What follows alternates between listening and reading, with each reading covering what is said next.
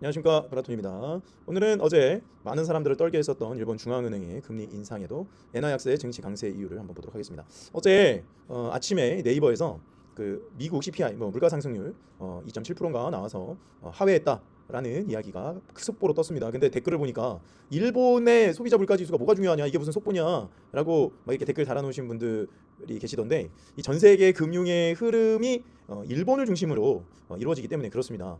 우리나라가 뭐 일본을 많이 따라잡았다라고 하지만 금융 분야에 있어서 일본은 기축통화입니다. 그리고 굉장히 강력한 엔캐리 트레이드를 통하여서 전 세계 수많은 곳에 말 그대로 진출해 있어요. 엔화를 통해서 진출해 있는 경우가 많습니다. 그러니까 일본이 금리가 굉장히 낮기 때문에 여기에서 빌려서, 일본에서 빌려서 다른 나라에 투자를 한다는 것은 결국 뭐겠습니까?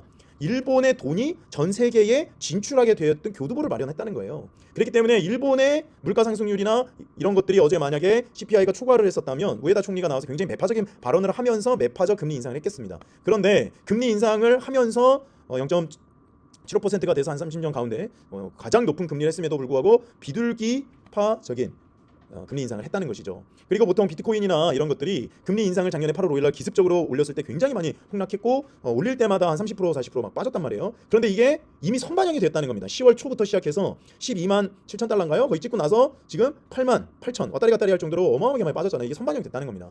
그리고 미국 주식도 어마어마하게 빠졌죠. 아니 왜 업터보라더니 왜 10월엔 11월엔 이렇게 달린다더니, 그래가지고 많은 사람들이 혼비백산해서 다 도망가고 엄청나게 수익 났던 것들도 다 날리고 그런 일들이 일어났잖아요. 이게 엔 캐리 트레이드를 통한 엔화 금리, 그러니까 일본의 금리 상승을 선반영했다라고 하는 거예요. 왜냐하면 그동안도 계속 일본에서 금리 올릴 거다 이야기를 했거든요. 그렇기 때문에 일본의 금융 흐름은요, 우리나라와 달리 기축통화국이기 때문에 굉장히 중요한 의미를 갖습니다. 그리고 전 세계의 많은 투자자들이 일본 엔을 통하여서 그것을 달러로 교환을 하던가, 아무튼 엔화를 빌려서 전 세계 투자를 한다는 것은 엔화가 전 세계에 투자가 되어 있다는 겁니다. 지금 중국과 일본과의 싸움에서도 봤듯이 중국이 이 속수무책으로 지금 당하고 있는 모습을 보이고 있는 이유가 뭐겠습니까?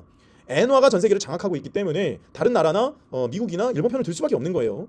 그리고 일본은 언제나 이렇게 금리 인상이나 이런 걸 할 때 미국의 연준이랑 굉장히 긴밀한 공조를 통해서 움직입니다. 우리나라랑 달라요.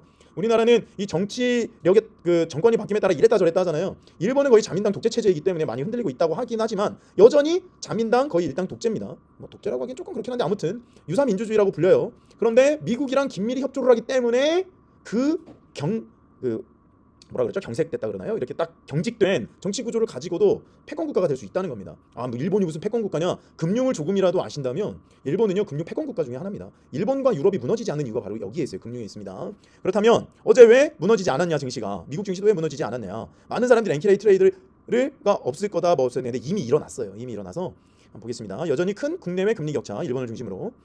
그래서 일본의